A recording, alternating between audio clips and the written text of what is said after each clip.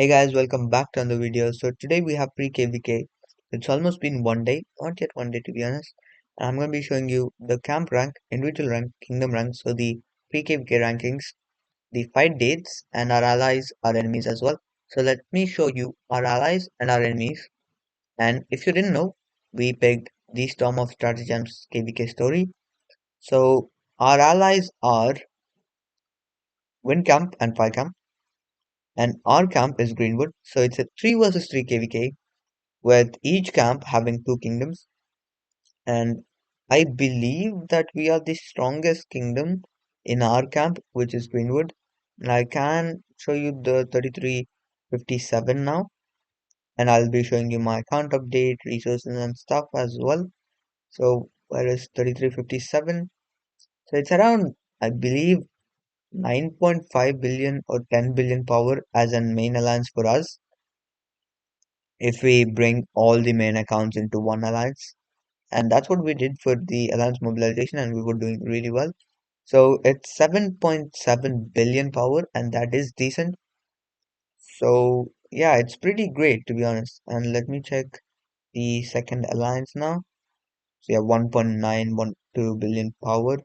So that's decent. Again, they should have some mains. There you go. There are mains. So I'd say they should have decent amount of power. Maybe 9 million, 9 billion. Yeah, 8 billion power is what they should have if they bring in main accounts into the main alliance now. And I think we're going to be doing great. And I've checked out a few kingdoms from other camps, our enemy camps, and our allies camps as well. I think the matchmaking is there. But if you just look in the terms of power, it seems unfair because there are alliances with 11.5 billion power, and it's insane. With a second alliance of at least 6 billion power, I'm that's what I saw. So that's insane. But if you look at their kill points and their power, that's insanely low. Like someone has 110 million power but has 220 million kill points. That's like pure dead weight at that point of time. And that shows that Rise of Kingdoms actually officially said that we won't be matchmaking based upon power. It's a factor that we'll be considering, but it's mostly based upon activity, and that's released a lot of days ago. But I think that's what they are doing as of now, and that's why it seems fair. But between the two kingdoms in a camp, I think the power is around 15 to 20 billion power is what they um I think were looking when they were matchmaking, because there is an kingdom with 11, I bet 10.5 billion power, and then there's a kingdom with 5 billion power as a main alliance, and they are in the same camp. So that confirms my theory, to be honest. And you saw the allies. Now I'll show you the dates for fighting. And I can't be fighting one of those days, unfortunately. And that is Altar of Darkness. I can't be on. And I'm not quite sure. But yeah, I mostly can't be on for this one. So I'd need to be in a safe zone. I'll probably TP back to the home kingdom at that particular timing. So this pass 4, which is on 25th, we enter into the Lost Kingdom map on the 21st. And this is going to be really fun because we don't have to wait a lot of time. And 4 days is the perfect amount of time because I won't get bored, and I'd be training in the meanwhile in the 4 days as well. So we have pass 6 on the 31st. I'll be on for that, and then pass 7 on 12th. I'll be on for the rest of these except the Altar of Darkness. And now for the account update, guys. I have 2 billion food, 3 billion wood, 2 billion stone, and 700 million gold. And for speed ups, I have roughly 232 days of healing and universals and 28 days of building.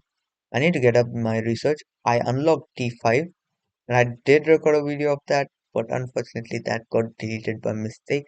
So I can't do anything. But yes, I did unlock T5, guys. There you go. And maybe if I can find that video, I'll leave a clip of it as well. But I don't know if I can find it. So yeah. T5 cap is unlocked. Now I'm gonna be actually upgrading them. So let's pop a 50k expansion if I have one. 20k would be better to be honest, because then maybe I could spend speeds and get it done by KvK stage 2. 13 days. Let me get the Duke on, because it would get the number of days a bit lower. Don't do it, rush it like me, guys. Now I have 0 days of research, and now I have to grind for that. Oh no, what did I do? I trained them 22k, but it's fine. I plan on having siege march anyway. So pop one more. That's bad. See, don't make mistakes like this, guys. It's actually pretty costly. Let's buy these out. Where is it? Okay, waiting for the Duke. Come on, how long? What timing did I apply for? 50 to 53. So yeah. Oh yeah, I forgot to say this. Yes, I am. I'm not pushing in stage 1 March, but I've just been chaining them as well. And it does sound crazy to do that, but it does work. And most of the time it doesn't. So we have the Duke on now.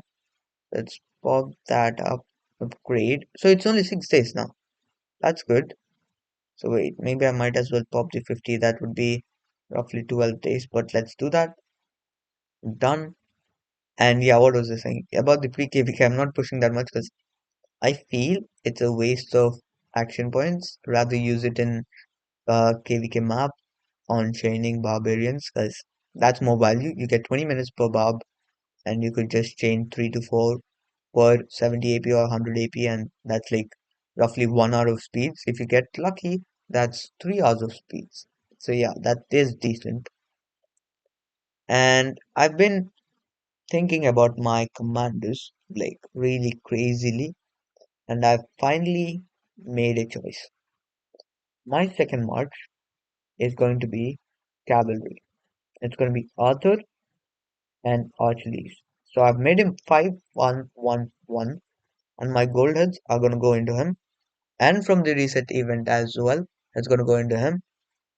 And I've already started planning for my third march because I obviously now don't need any sort of equipment. So this is my cab gear, and I was actually planning on getting these accessories, but I played on my friend's account and he ran 3 marches. He has 4 marches actually, and he ran 3 of them without any accessories, and they all traded positive. And actually, I was the one that ran it, by the way. So they all traded positive, and this gear doesn't need any upgrade. But like worse gear than this, all allied gear, all allied gear crit in KvK 5, the last one I'm talking about, with like 5, 5, 3, 2, I believe. It did at least 300% on average. With this gear and better ornaments than last time, no single other sort of, I guess, stats than Archer do I have here. So I think it's going to be really, really, I think cooking. This QSH is going to be cooking in this KvK because of the upgrades that I made on the gear, on the ornaments, on the skill levels. So yeah, I think he's going to be cooking in this particular KvK, and I don't need accessories for them. I'm just gonna trust that it's gonna be doing really well as well without accessories. And so yeah, for I made this choice and I'm gonna stick with it as well. And the reason I'm planning for my third march already is because I don't need accessories. So I'm gonna be crafting, maybe crafting gear for my, maybe, I don't know yet, maybe either crafting gear for siege or for infantry.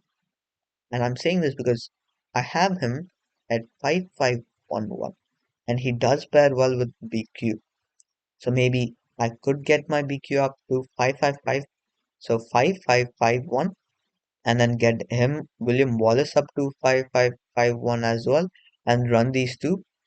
And then when I get enough gold heads, just put them into BQ or maybe William Wallace. And that's the plan. And if I don't think I can get the gold heads yet, I'll be going for the siege march. So my friends and I wanna actually have a siege march as well. So we are planning on that, but I'm not quite sure yet because I do need to max these two first and then go for them. But it's definitely gonna happen.